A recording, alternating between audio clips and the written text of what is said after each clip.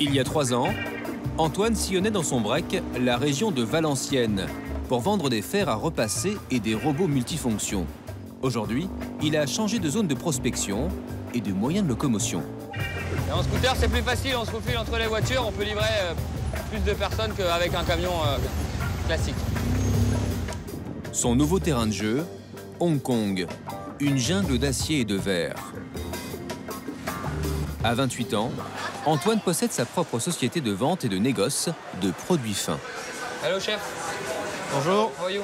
Good. Ça va, content de vous voir. Delivery, no truffle? Okay. Ses clients, les grands restaurants comme ce 2 étoiles au Michelin, qu'il a conquis avec un produit phare, la truffe noire du Vaucluse. À chaque livraison, il essaie de leur placer une nouvelle denrée importée de France. I start the white asparagus. Oh, nice. Remember last year you used a lot. So you want some? You give to the chef and you try together. Okay. Take. I have 2 delivery a week. I call him in the middle of the night. Je l'appelle au milieu de la nuit pour qu'il me livre dès le lendemain. He's calling me at 11, 11:30 midnight. Sorry to call you that late. Can I have 300 grams or 500 grams truffle for? Hong Kong a beau être le poumon économique et financier de l'Asie depuis un siècle, la ville reste encore un endroit unique pour faire fortune, vite et à partir de rien.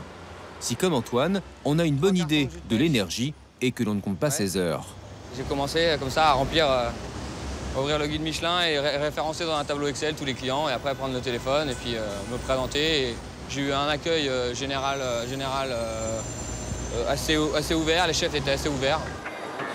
Antoine enchaîne les rendez-vous, comme chez l'Italien Umberto Bombana, l'un des 4 restaurants 3 étoiles de Hong Kong. The price should go down into dry morels, but the fresh one coming, we start the season this week, but it's 1,200 a kilo, so it should be in 2 weeks. The same supplier. I start the white asparagus. Très bon. Elles viennent d'où? And from Vaucluse. Très agréable. Du haut de gamme, un service sur mesure, c'est de cette manière qu'Antoine a fait son trou. Il nous livre des champignons, des épices, des asperges. Il a peu d'articles, mais très beau. Pour un restaurant comme le nôtre, c'est très important. Thank you. See you. Bye. À l'image d'Antoine, les jeunes Français sont de plus en plus nombreux à venir tenter leur chance à Hong Kong, le nouveau New York. Chaque mois, une centaine de candidats au succès débarquent dans ce territoire rattaché à la Chine, où l'on peut créer une société en 3 jours pour moins de 1 000 €. Moyenne d'âge, 30 ans, de bons diplômes et l'envie d'entreprendre. 3 ans après son arrivée, Antoine gère déjà une affaire de 3 personnes. Ok, je te tiens informé sur les fraises des bois quand on passe à 2 livraisons semaine. Ok, ça marche? Merci, bon service. Salut. Ses ventes ont triplé en 3 ans. Elles atteignent 2 millions d'euros et son entrepôt est plein à craquer. Vanille, huile d'olive, cannelle, safran du Quercy. Les denrées arrivent de France par bateau ou par avion cargo pour l'ultra frais comme ces asperges, vendues 3 fois plus cher que sur un marché parisien. On leur a dit plus 22. Là, celle-là, le fournisseur, il n'aurait pas dû la mettre, quoi. C'est trop petit. 20 € du kilo, il faut compter déjà 5,50 € de transport, quoi. Et 20% de marge au maximum. En France, il gagnait 2 000 € par mois. Aujourd'hui, c'est 3 fois plus. Antoine peut déjà se louer un bel appartement au 35e étage d'une tour moderne. 70 mètres carrés pour 1 300 € mensuels. Pour le jeune Français, c'est sûr, son futur s'écrira à Hong Kong. Il veut d'ailleurs devenir propriétaire. Un rêve pas donné, 10 000 € le mètre carré minimum. Plus on est haut, plus on a une belle vue, donc plus c'est cher. Alors l'objectif c'est d'aller jusqu'où? Bah, tant qu'à faire, tout en haut. Hein. 15 000 Français vivent à Hong Kong, 2 fois plus qu'il y a 5 ans. C'est la population étrangère qui augmente le plus, attirée par les 5% de croissance annuelle. Patrick, 46 ans, est lui aussi venu tenter sa chance.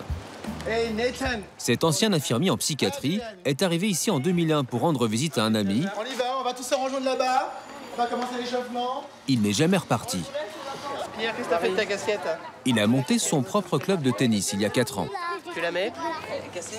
Il loue des terrains municipaux et fait payer jusqu'à 70 € l'heure de cours à chacun des 500 élèves, principalement des expatriés. Oui, tranquille. Voilà. Et moi, je la fais bien morfler. J'en peux plus. Je suis le meilleur client. Moi. Je comprends pas pourquoi il continue. Le mec, je le broie à chaque fois et il revient. Patrick ne ménage pas sa peine.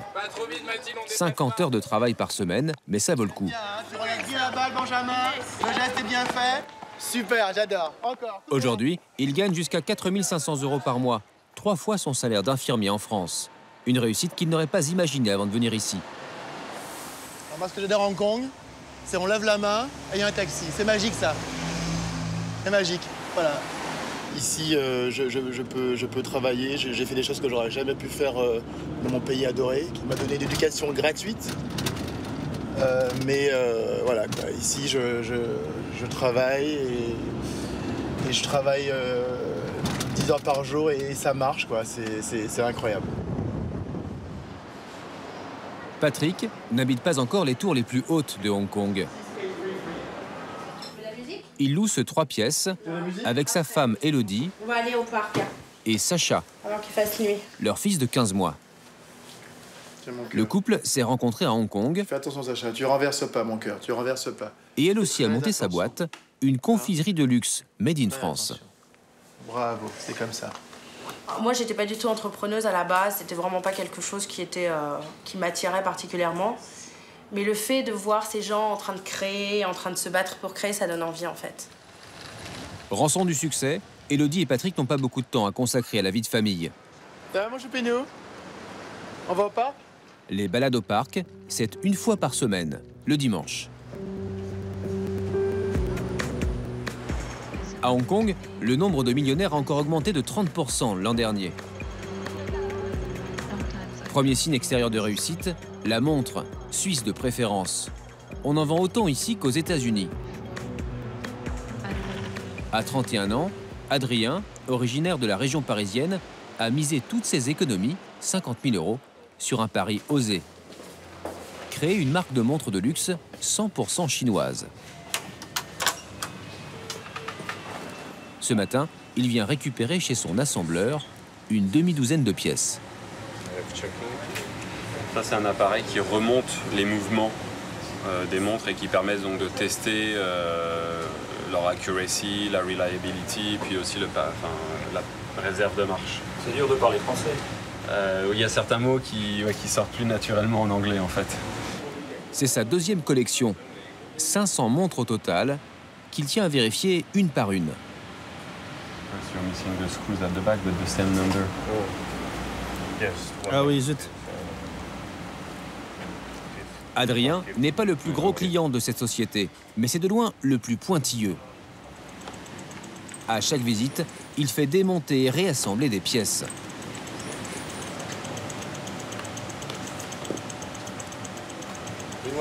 Il veut que vous soyez excellent, non? Oui, bien sûr. Bah, c'est vrai qu'ils n'ont pas beaucoup des chiens comme moi ici. Ces modèles seront revendus entre 2 000 et 7 000 € pièce, 3 fois leur coût de fabrication. La montre de luxe made in China, une idée qui n'est pas venue à Adrien par hasard. Il y a 5 ans, ce jeune diplômé d'école de commerce de Reims part en Chine pour apprendre la langue. Puis il trouve un job à Hong Kong comme responsable marketing chez un grand fabricant de montres suisses. Il y a 2 ans, il décide de tout plaquer. Il rêve de concurrencer les plus grands avec sa propre collection. Je me dis qu'un jour, quand je suis grand, quand je serai grand, voilà, c'est l'avenir pour moi.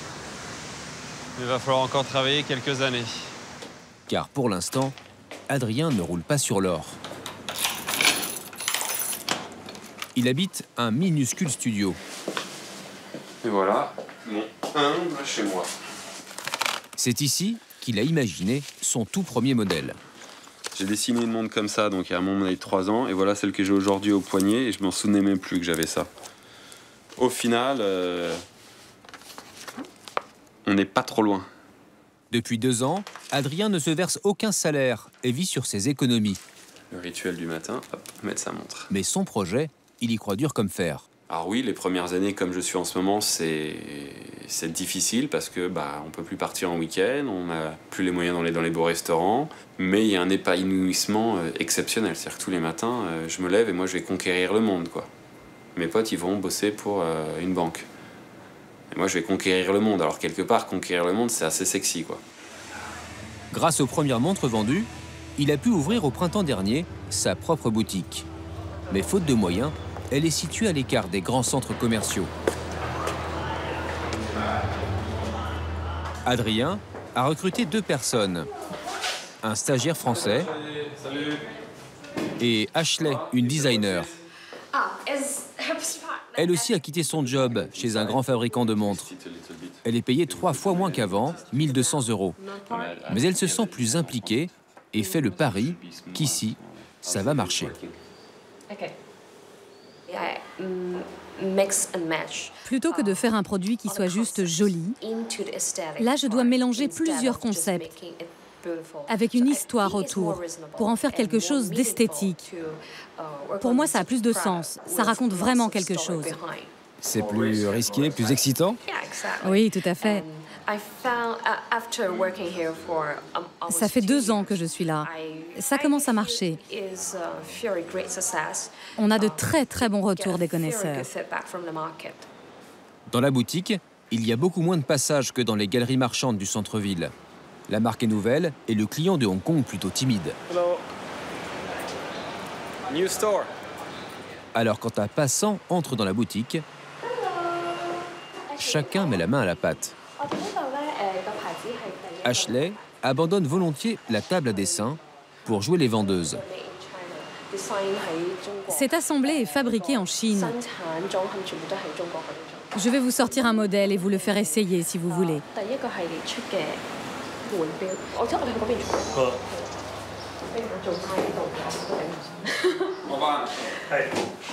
Bonjour. Une montre de luxe, 100% chinoise. Le client a l'air séduit. Mais Adrien sait qu'il va falloir être très patient avant de conclure la moindre vente. S'il aime la montre la première fois, il va essayer d'expliquer un peu l'histoire, de voir si les autres gens connaissent. C'est pour ça que ça prend un petit peu du temps. J'allais au temple et j'ai vu la boutique. Oh, c'est étonnant comme design. Oui, c'est vraiment très particulier. C'est vous qui avez dessiné ces montres? On les a imaginées et dessinées nous-mêmes. Oui, ils ont tout fait eux-mêmes. C'est du Made in China. Les montres d'Adrien provoquent toujours la curiosité et la sympathie. Mais en moyenne, moins d'1 visiteur sur 100 repart avec l'un de ces modèles au poignet. Pour réussir son pari, le jeune Français devra vendre au moins 300 montres cette année.